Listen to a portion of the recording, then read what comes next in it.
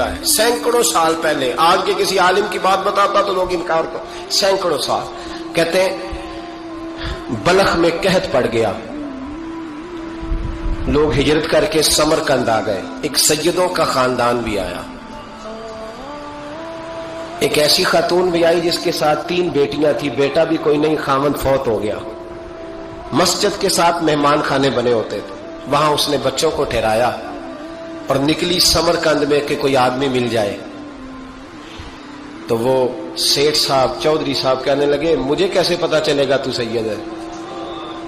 مجھے بتاؤ. کسی کو چوک میں کھڑا کر کے کہا جائے بتاؤ تو کون ہوتا ہے، اس شخص کا کیا اشر ہوتا ہے، کیا حال ہوتا ہے. کہا کیسے پتا چلے گا؟ تو سید زادی نے اپنا پلو کھولا اور اپنے آنسو دونوں آنکھوں سے صاف کیے تو کہنے لگی اللہ تیرا بھلا کرے، میں ثابت نہیں کر سکتی کہ میں حضور کا خاندان، میرے پاس کوئی دلیل نہیں، میں نہیں بتا سکتی. چل ٹھیک ہے. چلی گئی. کسی نے بتایا کہ یہاں ایک یہودی بھی رہتا ہے، وہ بڑا سخی ہے، یا آتش پرست ہے یا پارسی ہے کافر غیر، سخی بڑا ہے. اس کے پاس گئی، بیٹھی رہی، لوگ بیٹھے تھے. جب چلے گئے تو قریب گئی، کہنے لگی مجبور ہوں، پریشان ہوں، غریب نہیں ہوں. کہنے لگا بی بی تجھے کبھی دیکھا نہیں، سمرقند کی اتنی آبادی نہیں، میں سارے شہر، تو کون ہے؟ تو کہنے لگی تعارف نہ ہی پوچھے تو اچھا ہے. اس نے کہا چلو اگر پتہ چل جائے تو. کہنے لگی میں مسلمانوں کے نبی کی اولاد ہوں. مسلمانوں. اس نے کہا پیغمبر خدا کی اولاد. اٹھ کے کھڑا ہو گیا، بی بی کو ساتھ لیا، گھر گیا. کہنے لگا جو صاف ستھرا کمرہ ہے نا اسے پھر دھو ڈالو، ایک دفعہ پھر دھو ڈالو. کمرہ دھلایا، صاف کرایا.